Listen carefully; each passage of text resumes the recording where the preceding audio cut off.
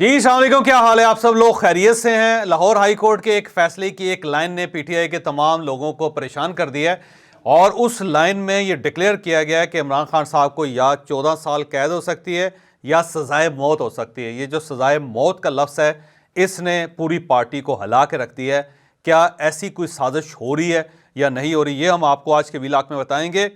اور 28 جنوری 2024 کو بالآخر الیکشن ہو ہی رہے ہیں، اور یہ الیکشن ہوں گے کیسے، اور کیا الیکشن کمیشن نے اس کے لیے تیاری کر لی ہے، یہ بھی ہم آپ کو آج کے ویلاگ میں بتائیں گے۔ اور فیض آباد دھرنا کیس جو ہے، اس کے لیے ایک فیکٹ فائنڈنگ کمیٹی بنا دی گئی ہے۔ اب یہ کمیٹی کرے گی کیا، یہ بھی ہم آپ کو آج کے ویلاگ میں بتائیں گے۔ عمران خان صاحب کی سزائے موت کے بارے میں جو کچھ کہا جا رہا ہے، یہ ہم اس ویلاگ کے آخری حصے میں آپ کو بتائیں گے، کیونکہ سائفر کیس میں عمران خان صاحب کی جو ضمانت مسترد ہوئی ہے، اس کے اندر کچھ ایسی چیزیں ہیں جس کے بارے میں پی ٹی آئی کو کچھ خدشات نظر آ رہے ہیں۔ لیکن اس سے پہلے فیض آباد دھرنے کی طرف آتے ہیں۔ آپ کو یاد ہوگا 2018 میں ٹی ایل پی نے فیض آباد کے اوپر ایک دھرنا دیا تھا جو بڑا خوفناک تھا۔ شاہد خاقان عباسی صاحب کی گورنمنٹ تھی، اور اس وقت یہ محسوس ہوتا تھا کہ شاید کو آپریشن ہو جائے، اور اگر آپریشن ہو جاتا تو بہت سارے لوگوں کی زندگیاں جلی جاتی، اور اس کے بعد ظاہر پرابلمز بڑھتے چلے جاتے۔ لیکن بہرحال کسی نہ کسی طریقے سے وہ دھرنا ختم کر دیا گیا۔ اس کی کہانی بھی ایسے دلچسپ ہے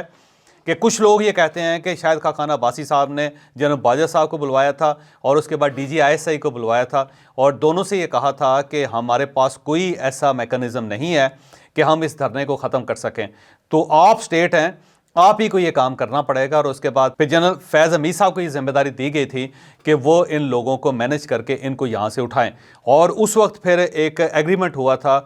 تحریک لبیک پاکستان، اس کے ساتھ ساتھ وزارت داخلہ، اور ساتھ ڈی جی سی جو اس وقت جنرل فیض حمید صاحب تھے وہ معاہدہ، اس کے اندر جنرل فیض حمید صاحب کے باقاعدہ دستخط بھی موجود ہیں۔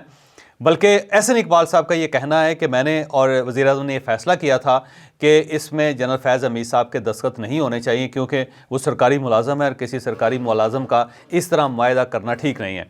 تو انہوں نے کہا کہ جب میں نے جنرل فیض حمید صاحب سے کہا تو انہوں نے کہا کہ میرے دستخطوں کے بغیر یہ نہیں مانیں گے، کیونکہ ہم نے ان کو اسی طرح کنونس کیا کہ ہم گارنٹی دیتے ہیں کہ آپ کے خلاف کوئی کارروائی نہیں ہوگی۔ تو وہ ایک لمبا چوڑا قسم کا معاہدہ ہے جو آپ نے اب تک دیکھ بھی لیا ہوگا، اور اس وقت بھی وہ میڈیا پہ دکھایا جاتا رہا تھا، اب بھی وہ انٹرنیٹ پہ موجود ہے، بلکہ ہم آپ کو اسکرین پہ دکھا بھی رہے ہیں، آپ اس کو دیکھ لیں۔ اس کے اندر جنرل فیض حمید صاحب کے دستخط موجود تھے۔ تو وہ جب دھرنا ختم ہوا تو اس کے بعد یہ کیس تو یہ سپریم کورٹ آف پاکستان میں چلا گیا ایشو، اور پھر 2 رکنی بینچ بنا، اور اس بینچ نے ایک فیصلہ کیا جس فیصلے کو قاضی فائز عیسی صاحب نے لکھا تھا، اور اس میں انہوں نے بہت سارے لوگوں کو اس کے ذمہ دار قرار دیا تھا۔ پھر انہوں نے کہا تھا کہ اسٹیٹ اس طرح نہیں چل سکتی، بلکہ آئی ایس آئی کا، آئی بی کا، اور اس کے ساتھ ساتھ ایم آئی وغیرہ کا سب کا نام بھی اس فیصلے کے اندر لکھا گیا تھا۔ بہرحال کہا یہ جاتا ہے کہ قاضی فائز عیسی صاحب کو اس فیصلے کی سزا ملی، اس کے بعد ان کے خلاف ریفرنس دائر ہو گیا، اور اس کے بعد جو کچھ ہوا وہ آپ کو سب پتہ ہے۔ اس فیصلے کو ظاہر ہے کسی طریقے سے ختم نہیں کیا جا سکتا تھا، اور کیونکہ جج صاحب نے کہا تھا کہ آپ اس کو امپلیمنٹ کریں اور ایک فیکٹ فائنڈنگ کمیٹی بنا کے ڈٹرمن کریں کہ اس سارے قیاس کا ذمہ دار کون تھا۔ اس پہ کچھ لوگوں نے ایک نظر ثانی درخواست دے دی سپریم کورٹ آف پاکستان میں، جس میں پی ٹی آئی نے درخواست دی، وزارت دفاع کی طرف سے درخواست آئی، اعجاز الحق صاحب جو ہیں سابق منسٹر بھی ہیں، ان کی طرف سے درخواست آئی، شیخ رشید صاحب کی طرف سے درخواست آئی، آئی بی کی طرف سے درخواست آئی، اور پیمرا کی طرف سے درخواست آئی۔ تو بہت ساری درخواستیں آئیں نظر ثانی کہ اس فیصلے کے اوپر نظر ثانی کی جائے۔ بہرحال عمران خان صاحب کی گورنمنٹ چلتی رہی، اور نظر ثانی کی درخواستیں جو ہیں وہ پڑھی رہیں، اور وہ درخواست لگی نہیں۔ پھر جب قاضی فائز عیسی صاحب آئے تو 28 سپٹمبر 2023 کو پھر انہوں نے اس کا فیصلہ کیا، لیکن فیصلے سے پہلے درخواست دینے والوں نے اپنی درخواستیں واپس لینی شروع کر دی تھی۔ پی ٹی آئی نکل گئی، پیمرا نکل گئی، شیخ رشید صاحب چلے گئے، وزارت دفاع نے اپنی درخواست واپس لے لی، آئی بی نے اپنی درخواست واپس لے لی، اعجاز الحق صاحب نے اپنی درخواست واپس لے لی۔ تو سب جن لوگوں نے نظر ثانی کی درخواست کی ہوئی تھی وہ سب اپنی درخواستیں واپس لے گئے، جس کے بعد ظاہر فیصلہ یہی ہونا تھا کہ اس فیصلے کے اوپر عمل درآمد کیا جائے۔ تو پھر 28 سپٹمبر 2023 کو قاضی فائز عیسی صاحب نے یہ فیصلہ کر دیا کہ جی آپ اپنا جو فیصلہ، جو میرا فیصلہ ہے، اس کے اوپر عمل درآمد کریں۔ تو پھر جمعے کو اٹارنی جنرل آف پاکستان کی طرف سے سپریم کورٹ آف پاکستان کے اندر ایک فائل پیش کی گئی ہے، اور اس فائل میں یہ ڈکلیئر کیا گیا کہ ہم نے فیکٹ فائنڈنگ کمیٹی بنا دی ہے، اور اس کا پہلا اجلاس 26 اکتوبر کو ہو چکا ہے. اب 1 نومبر کو اس کا دوسرا اجلاس ہوگا اور اس کے اندر ISI کا نمائندہ ہے, اس کے اندر وزارت دفاع کا نمائندہ ہے, اس کے اندر وزارت داخلہ کا نمائندہ ہے, بلکہ وزارت دفاع اور وزارت داخلہ کے ایڈیشنل سیکرٹریز اس فیکٹ فائنڈنگ کمیٹی کا حصہ ہیں. اور یہ جو کمیٹی ہے یہ فیصلہ کرے گی کہ فیض آباد دھرنے کے اندر یا اس کے پیچھے کون کون ملوث تھا اور اس کو کیا سزا ہونی چاہیے. اب یہ فیکٹ فائنڈنگ کمیٹی بن تو گئی ہے, لیکن کچھ لوگوں کا خیال یہ ہے کہ صرف کمیٹی ہے اور اس کی کچھ فائنڈنگ ہوں گی, اور یہ فائنڈنگ جب سپریم کورٹ آف پاکستان پہنچیں گی تو یہ طویل عرصے تک وہیں پڑی رہیں گے,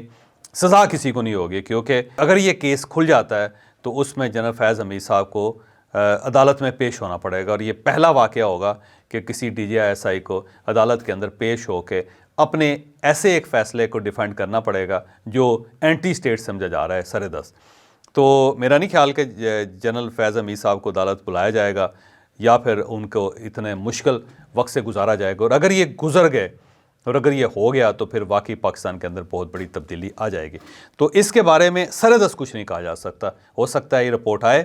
اور اس کے بعد یہ رپورٹ سرد کھانے کا شکار ہو جائے, اور یہ بھی عین ممکن ہے کہ اس میں جنرل فیض حمید صاحب کو باقاعدہ نامزد کر دیا جائے اور انہیں عدالت میں طلب کر کے ان سے پوچھا جائے کہ آپ نے یہ کیسے کیا تھا, اور اس پہ پھر ظاہر ہے جنرل فیض حمید صاحب کو جواب دینا پڑے گا. تو یہ جنرل فیض حمید صاحب کے لیے خاصا خطرناک کیس ہے. اب ہم آتے ہیں الیکشنز کی طرف. تو الیکشن کمیشن نے ڈکلیئر کر دیا ہے کہ 28 جنوری 2024 کو الیکشن ہو جائیں گے. بس یہ اطلاعات آئی ہیں اور جو میڈیا نے ظاہر ہے خاصا اٹھایا ہے اس پہ, اور آج سے 2 دن بعد یعنی کل سوموار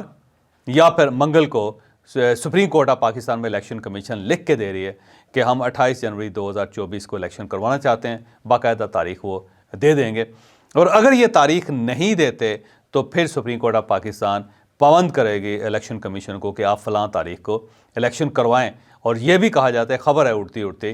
کہ اگر الیکشن کمیشن نے یہ ڈکلیئر نہ کیا کہ وہ کب الیکشن کروا رہے ہیں تو شاید انہیں فارغ ہی کر دیا جائے پھر, کیونکہ پھر سپریم کورٹ آف پاکستان کا قہر جو ہے اسے برداشت کرنا پڑے گا انہیں, کیونکہ پاکستان کو بغیر الیکشنوں کے نہیں چھوڑا جا سکتا. تو اب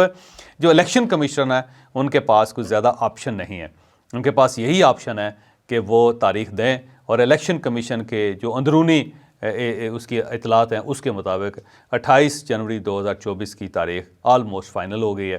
اور اب اس دن پورے پاکستان کے اندر الیکشن ہوں گے. اور ان الیکشنوں کا نتیجہ کیا نکلے گا, یہ بڑی دلچسپ بات ہے کہ یہ پاکستان کا پہلا الیکشن ہے جس کے بارے میں کسی کو نہیں پتا تھا کہ کب ہوگا, لیکن نتیجے کا سب کو پتا تھا کہ میاں نواز شریف اس میں پرائم منسٹر بنے گے. تو یہ ایک عجیب سا الیکشن ہے کہ تاریخ جو ہے وہ بعد میں دی جا رہی ہے, لیکن اس الیکشن کا نتیجہ جو ہے وہ پورے پاکستان کو پتہ ہے. اب ہم آتے ہیں عمران خان صاحب کی طرف. تو آج سے 2 دن پہلے جمعے کے دن عمران خان صاحب کے سائفر کیس کے اندر جو ضمانت تھی وہ مسترد کر دی گئی اور اس کا فیصلہ اناؤنس کر دیا گیا. اس سے پہلے 16 اکتوبر کو یہ ہیئرنگ ہوئی تھی اور فیصلہ محفوظ ہو گیا تھا. اب اس فیصلے کو ریلیز کر دیا گیا. اس فیصلے کے اندر